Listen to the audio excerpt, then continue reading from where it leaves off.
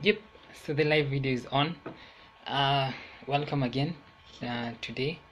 I got a lot of comments yesterday. Thank you so much for your comments. I really appreciate it. Mob love. So anyway, today I want to talk about mostly Magufuli because he arrested two journalists today. And yeah, so I wanted to give an overview and use it as an example to showcase some things that I'd want to show. So the two journalists that were arrested, one is Angela Quintal, and another one is Muthoki Mumo. Now, Muthoki Mumo is a Kenyan, right? And she's the Sub-Saharan Africa representative for the Committee to Protect Journalists. And the other one is the program coordinator, and I think one of the founders now. So I think the arrest was more so because they were trying to protect journalists, and Magufuli has a problem with journalists today. So I wanted to use this as an example, right? The good news is that the journalists were were released. They were arrested for 5 hours. Two ladies arrested for 5 hours. Nobody knows why. So it's a very sad thing, and I hope that it never happens to ladies, especially when it comes to journalists. Now, so I need to go to another now to advance that kind of argument that I was saying. So everybody knows by now that Magufuli is a dictator. We all know that, right? But before that, look at what we used to do. Like on August 25th, 2017, the headline was, "Jail more corrupt people, Magufuli orders agencies." That was August last year, right? So everybody's a bit happy. Magufuli is changing Tanzania. He's doing a lot of things. We need a benevolent dictator in Africa and all of that. So it was good. And then on November 2nd, the headline was this: Magufuli has been president for 2 years. He's now changing Tanzania. So everybody was happy. Magufuli is doing the best things. He's a benevolent dictator. And Tanzania, actually, we were thinking that it would overtake Kenya. So that's November last year. Now let's think about January this year. Another headline: Tanzanians think corruption has declined since Magufuli became president. That was January this year. So again, Tanzanians were happy and everything was good. Now here's the thing. I think it was Confucius who said this. We learn things by 3 primary means. The first one is reason. We can reason things out. Like we can see that is bad, we can see that is good. So that's one way that we learn things. Another way that we learn things is through experience. When you go through a hard time, when you go through a good time, that experience teaches you something and you learn from that. And the third way that you learn through things is through observation. You see and you observe. And then you can run away from the problem because now you observe that it is bad.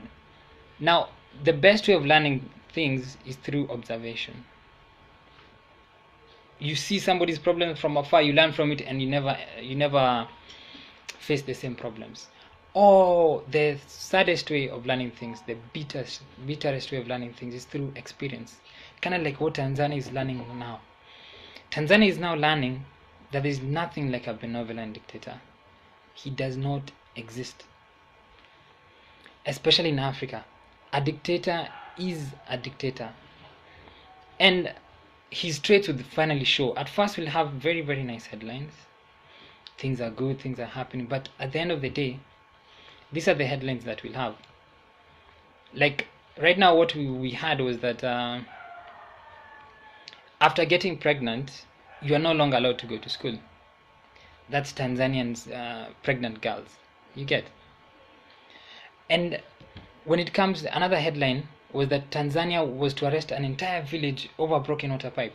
Now that's communism. And that's what Mao used to do in China. And what did Mao do? He killed 20 million people. And that's socialism. Another thing is that Tanzanian rapper is arrested for insulting Magufuli. So now an insult becomes a chargeable offense. Another headline: hundreds in hiding as Tanzania launches anti-gay crackdown. So you see, this is what African dictators usually do. One, they come, we believe them as they are going to change Kenya and change Africa and everything. But at the end of the day, they cannot do that because An order is not a system. An order is not born of reason. So it's unsustainable. You cannot sustain orders. Uhuru cannot go every day ordering this, ordering that, ordering that. You have to create systems. And that's the way it works if we want to change Kenya.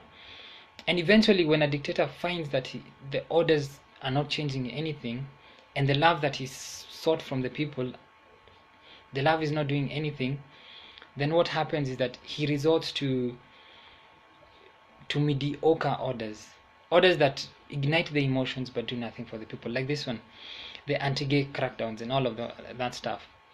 Another thing that Magufuli did, and people should really observe, because Uhuru did the same, he says that prisoners are free labor. They are not. And if you look at countries that have proposed, one was China, Russia. Russia had the gulags, and the gulags was where I think Lenin and Stalin killed millions of people. They actually killed more people than the Germans did, and many people don't know that. So those are the gulags. And then came to China, they did that, a lot of that. The work camps, they were very, very brutal.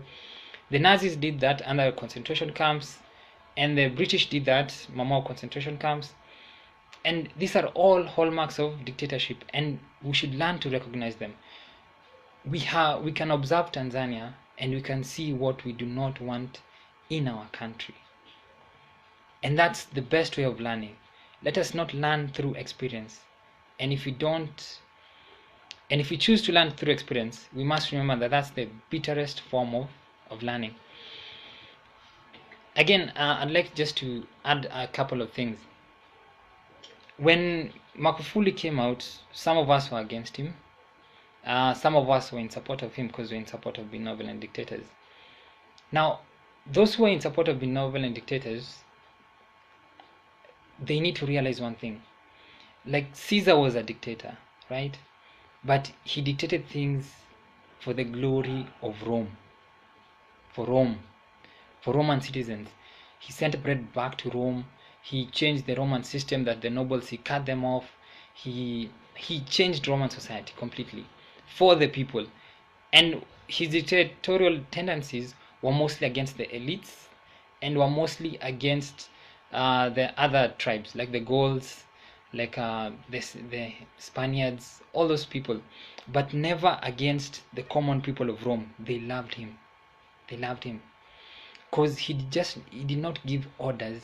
He changed the system completely. And that's why the aristocrats hated him.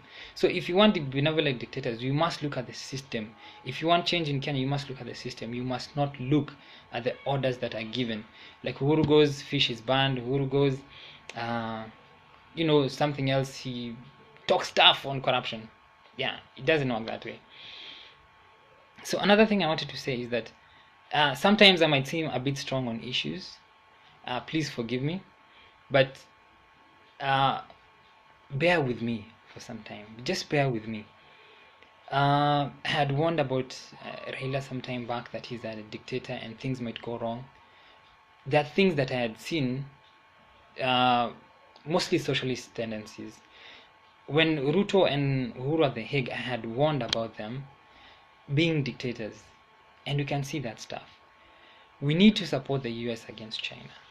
I am specifically trying to warn Africans that we need US support against China. And eventually we might learn through experience if we don't start listening or reasoning things out. Democratic policies do not work. We need Republican policies in Africa. And if we don't start seeing beyond what the mass media is giving us, then we'll never go anywhere. We actually won't go anywhere. So people, let us move together. Let us try and move past like hostile arguments and all that stuff. Let's just focus on the prize, because we're all Africans, and at the end of the day we'll all experience bad things if bad things are to come. So let me leave that. The last thing I want to talk about is Tanzania-Kenya relations. We were born, like, I wanted to give an example. Tanzania incinerated chickens, right? Okay, I'll answer that one. So Tanzania incinerated chickens, they confiscated our cattle, they tried to divert the wilderness migration. Actually, that was, I couldn't believe it. How could they do that? How could they even try to do that? I thought that was very bad. Look at what Kenya did. We invited the opposition chief of Tanzania to Kenya, right? To campaign on, I think he went to a Uhuru rally or something. So you can find that us in Tanzania, well, we are separate. And I wanted to give an example. Like, we all know Genghis Khan. He amassed the greatest, I think, land empire ever in the world. Didn't last, but he created it for, as in he did big stuff. His real name was Temujin, and he had a blood brother, Jamuka. Now, Temujin and Jamuka went through different routes in life, although they were blood brothers. Temujin, his family was killed. He had his mom and I think his brother, and he went to stay in the sort of like wilderness. He was chased away, and he learned the value of people, of people being people. He didn't care about aristocracy, he didn't care about nobility and all that stuff. And that's one of the reasons why Genghis Khan was so successful, because he just wanted to know, can you perform? And if you can perform, he'll elevate you.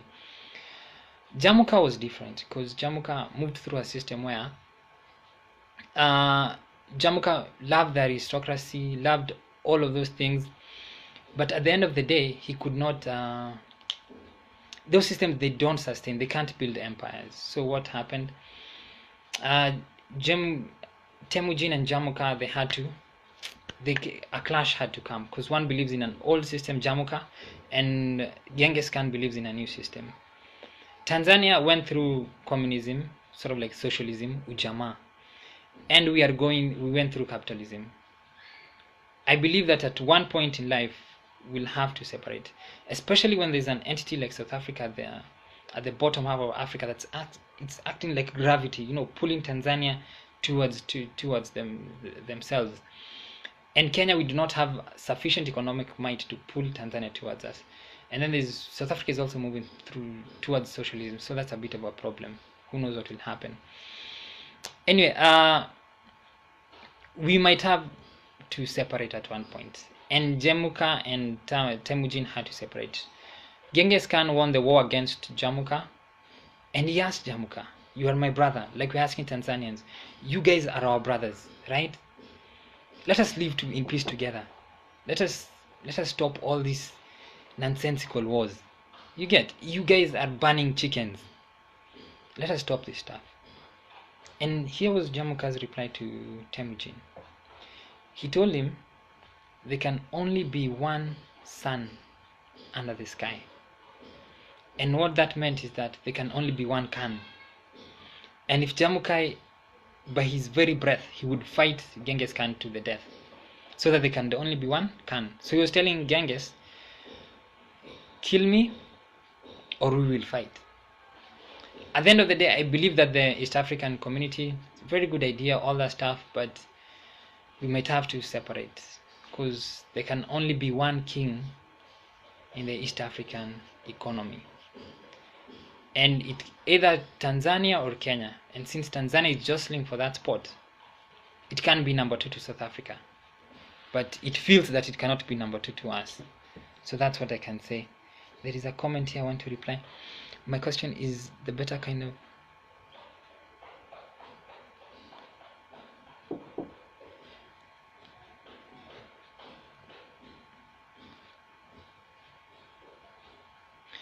so I get this idea. Dictators rank, especially in the institutes. Yeah, exactly. That's perfect. Because dictators, they will rank if they create institutes, if they create systems, then that's a good thing. They need to change the lives of their people, not just situations.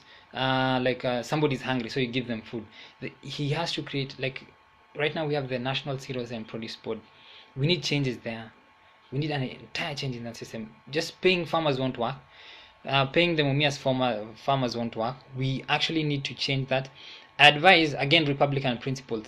Get the government out of business, liberalize that sector, and then we change everything. Thank you all for watching. I have taken more time than usual. Thank you so much. Please give me ideas on what I can do to improve this kind of like this presentation. Thank you so much, and God bless. Thank you so much also to Domi for your question, for your comment, and everyone else for watching. Bye bye.